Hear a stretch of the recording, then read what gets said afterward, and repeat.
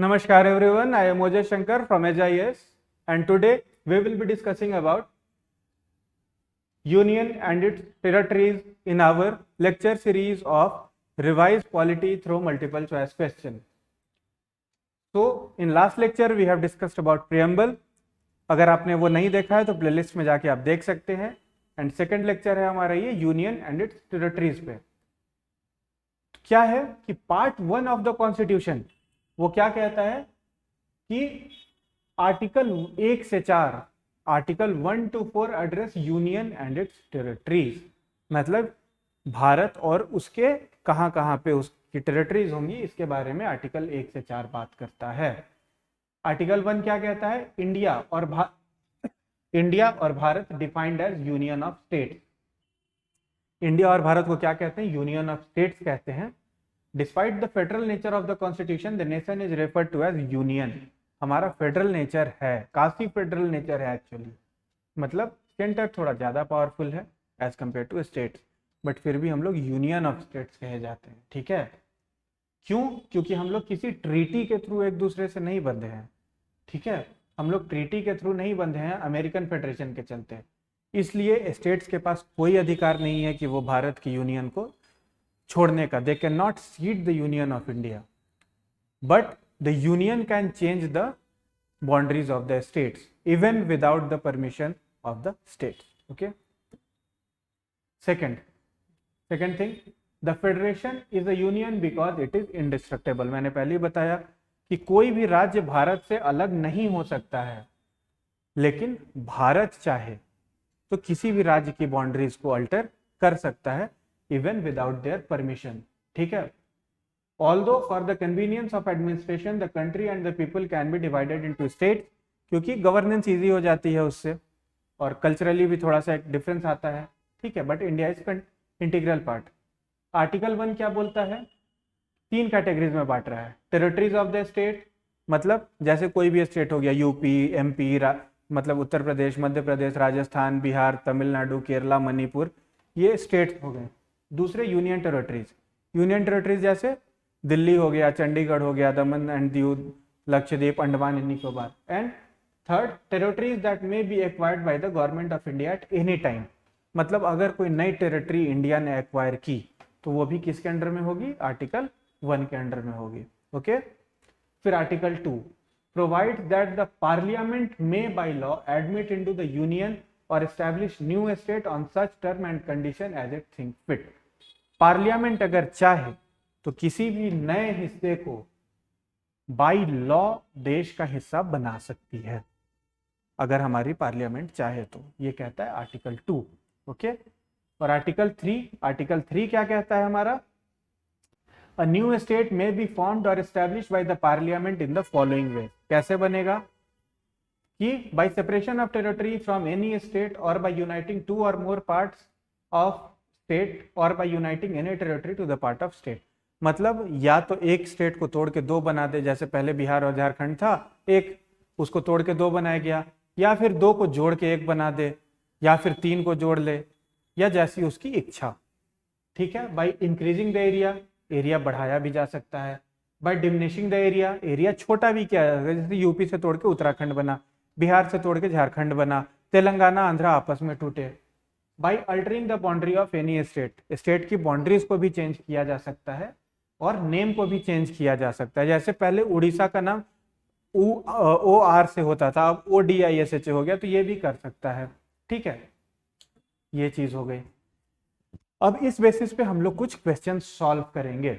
ठीक है, हम लोग कुछ क्वेश्चंस देखेंगे कि कैसे कैसे क्वेश्चंस इस टॉपिक से आ सकते हैं. ऑल्दो ये बहुत हाई यील्डिंग एरिया नहीं है, इससे बहुत हाई यील्डिंग क्वेश्चन नहीं आते हैं, बट अभी न्यूज में एक चीज चल रही है, इंडिया दैट इज भारत, ये हमारा आर्टिकल 1 कहता है. और अभी डिबेट चल रहा है इंडिया और भारत के बीच में कि इंडिया का नाम इंडिया है या भारत है, इसका नाम बदल के भारत कर. ये डिस्कशन हमारे कॉन्स्टिट्यूशन का आर्टिकल 1 वहीं पे खत्म कर चुका है. जैसे ही वो लिखता है इंडिया दैट इज भारत, मतलब कॉन्स्टिट्यूशन के हिसाब से हम लोग इंडिया भी कह सकते हैं, हम लोग भारत भी कह सकते हैं, क्योंकि हमारे देश के ये दोनों नाम हैं. ठीक है, पहले एक कंपैरिजन चलता था कि जो रूरल इंडिया, बैकवर्ड इंडिया है, उसको भारत के नजरिए से दिखाया जा रहा है, और जो मेट्रो सिटीज या डेवलप्ड पार्ट है उनको इंडिया कहा जा रहा है, रिच इलिट क्लास को इंडिया कहा जा रहा है। बट अब वो गैप कम हो रहा है धीरे धीरे। अब हम लोग डेवलपमेंट की तरफ बढ़ रहे हैं। We are fifth largest economy, one of the biggest economy जो सबसे तेजी से ग्रो कर रही है।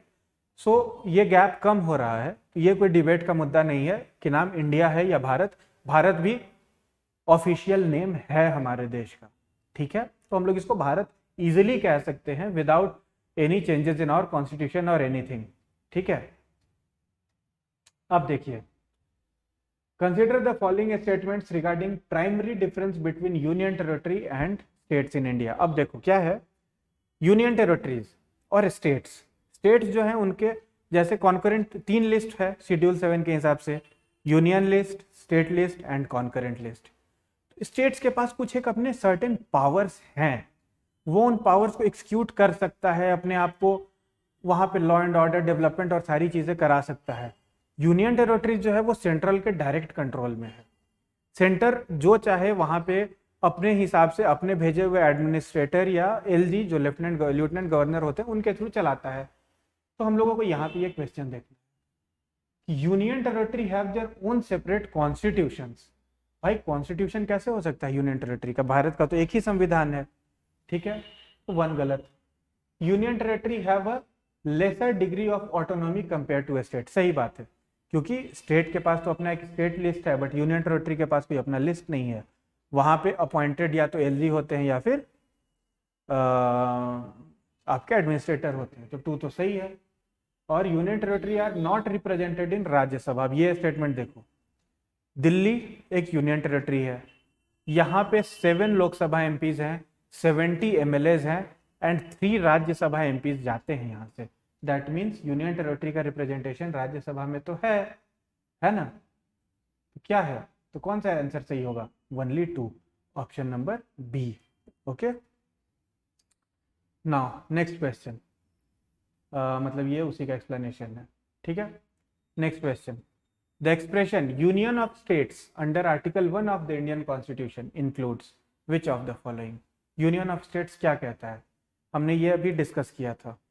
Territories of state, union territory, territory that is made acquired by the India. 1 2 3 तीनों ऑप्शंस सही हैं, हो गया, ठीक है। Next question, parliament can redraw the political map of India according to its will. क्या पार्लियामेंट अपनी मर्जी से कर सकती है? इतना पावर है पार्लियामेंट के पास? तो जी हाँ है, because we are indestructible union of destructible states, that's why हमारे पास ये पावर है। Second, territorial integrity of any state is not guaranteed by the constitution. अब जब पार्लियामेंट के पास पावर है स्टेट्स को तोड़ देने का, तो कॉन्स्टिट्यूशन कैसे गार्ड कर रहा है? मतलब कॉन्स्टिट्यूशन ही पावर दे रहा होगा ना पार्लियामेंट को। That means statement 2 is also correct. Third, Indian territory can be ceded to a foreign state only by amending the constitution under Article 368. अभी हमने बांग्लादेश से कुछ विलेजेस को एक्सचेंज किया था, शायद 100th अमेंडमेंट था वो, या 99 या 100, ऐसे ही। आई एम नॉट कंफर्म, आप लोग चेक करके कमेंट में बताइएगा। वो आर्टिकल 368 के अंडर में ही हुआ था, इसलिए फर्स्ट एंड सेकंड करेक्ट है, option B is the correct answer, ठीक है। एक second, sorry, let me read the statement, maybe मैंने कुछ गलती की है। Indian territory can be ceded to a foreign state only by amending the constitution under article 3। Sorry, हाँ मैं सही कह रहा था कि आर्टिकल 368 के अंडर में ही तो हम लोगों ने एक्सचेंज किया है ना, तो ये भी तो सही होगा। तो ये तीनों स्टेटमेंट सही है, answer C is correct, all 3 are correct, ठीक है। बांग्लादेश के साथ जो अभी चेंज हुआ है अमेंडमेंट मुझे याद नहीं है, आप लोग एक बार चेक करके बताइएगा मुझे कमेंट सेक्शन में, ओके, ठीक है। 1 2 3 ऑल आर करेक्ट। अब ये देखिए, जब भारत की का मैप बन रहा था, मैप इन सेंस व्हाट, जब भारत में बहुत सारे प्रिंसली स्टेट्स थे, जब सब यूनाइट हो रहे थे, तो उस समय कौन सा स्टेट किस तरीके से इंडियन टेरिटरी का मेंबर बना था, किसको किस तरीके से लाया गया था, उसमें सबसे बड़ा रोल था सरदार वल्लभ भाई पटेल जी का, जिनको हम लोग आयरन मैन ऑफ इंडिया भी कहते हैं। वो मार्बल्स वाला आयरन मैन नहीं, ये हमारे अपने आयरन मैन है, जिन्होंने पूरे इंडिया को यूनाइट करके जिस फॉर्म में आज हम इंडिया को देखते हैं, वो फॉर्म में लाने के पीछे सबसे बड़ा हाथ सरदार वल्लभ भाई पटेल जी का था, जो हमारे फर्स्ट होम मिनिस्टर भी रहे थे। ठीक है, तो अब कौन सा स्टेट किस तरीके से आया है? Hyderabad referendum, Junagadh police action, Kashmir instrument of accession. अब देखिए यहाँ पे हैदराबाद में जो था ना, वहाँ के जो निजाम थे वो पाकिस्तान के साथ मिलना चाहते थे, इसलिए वहाँ पे पुलिस एक्शन हुआ था, वहाँ पे रेफरेंडम नहीं हुआ था, इसलिए फर्स्ट गलत है। और जूनागढ़ जो था वो भी पाकिस्तान के साथ मिलना चाहता था, बट वहाँ की जो आबादी थी वो आबादी हिंदुओं की थी जो भारत के साथ रहना चाहते थे, इसलिए वहाँ रेफरेंडम हुआ था। ठीक है, और हैदराबाद के भी लोग भारत के साथ ही रहना चाहते थे, बस निजाम पाकिस्तान जाना चाहते थे, इसलिए वहां पे के लोगों ने ही खुद मतलब इनवाइट किया, इसलिए वो भी हम लोगों का पार्ट है। जूनागढ़ में रेफरेंडम का पार्ट हुआ, और कश्मीर में इंस्ट्रूमेंट ऑफ एक्सेशन साइन किया था राजा हरि सिंह जी ने, इसलिए कश्मीर भारत का अभिन्न हिस्सा बना। ठीक है, तो यहाँ पे बस करेक्ट ऑप्शन कौन सा है? 3, ऑप्शन ए। ठीक है, पेयर 3 इज करेक्ट ओनली। इस तरीके से हमारा ये लेक्चर जो है यूनियन एंड स्टेट्स का खत्म होता है। इसमें एक और चीज है हमें जो थोड़ा सा ध्यान पे रखना होगा, स्टेट रीऑर्गेनाइजेशन ऑफ कश्मीर 2019 में, 2019 से पहले आर्टिकल 370 एंड 35A के अंडर में कश्मीर को एक स्पेशल स्टेटस दिया गया था। Let me explain you. Kashmir को एक स्पेशल स्टेटस था आर्टिकल 370 और 35A के अंडर में, मतलब वहाँ का अपना एक अलग कॉन्स्टिट्यूशन था, वहाँ का अलग एक अपना रूल था, वहाँ पे इंडिया के बहुत सारे रूल्स एप्लीकेबल नहीं थे, बहुत सारी स्कीम्स एप्लीकेबल नहीं थी, बट 2019 में उसको उस आर्टिकल 370 को अमेंड कर दिया गया, और अब वहाँ पे कोई स्पेशल प्रोविजन नहीं है। कश्मीर एक यूनियन टेरिटरी बना दिया गया, लद्दाख उसी में से तोड़ के एक और यूनियन टेरिटरी बना दिया गया। कश्मीर में दिल्ली की तरह ही या पौंडीचेरी की, पुडुचेरी की तरह ही कॉन्स्टिट्यूएंट असेंबली भी दी गई, कॉन्स्टिट्यूएंट असेंबली कह रहा हूँ, सॉरी, लेजिस्लेटिव असेंबली भी दी गई है, वहाँ पे इलेक्ट होंगे, एमएलएस बनेंगे। लद्दाख में नहीं दी गई है, बट लद्दाख अभी 6th शेड्यूल की डिमांड कर रहा है। सोनम वांगचू जी हैं जो वहाँ पे ये अनशन कर रहे थे, आप लोग उसके बारे में 6th शेड्यूल के भी डिमांड के बारे में एक बार पढ़ लेंगे क्या है। ठीक है, तो इस तरीके से हमें रीऑर्गेनाइजेशन ऑफ स्टेट्स पे भी ध्यान देना होगा कि किस तरीके से कश्मीर वाला मुद्दा हुआ था और उसको अमेंड किया गया था, मे भी उससे क्वेश्चंस आ सकते हैं। So our next lecture will be on citizenship. For that, stay tuned with us, and for now, signing out, Ojas Shankar. Thank you.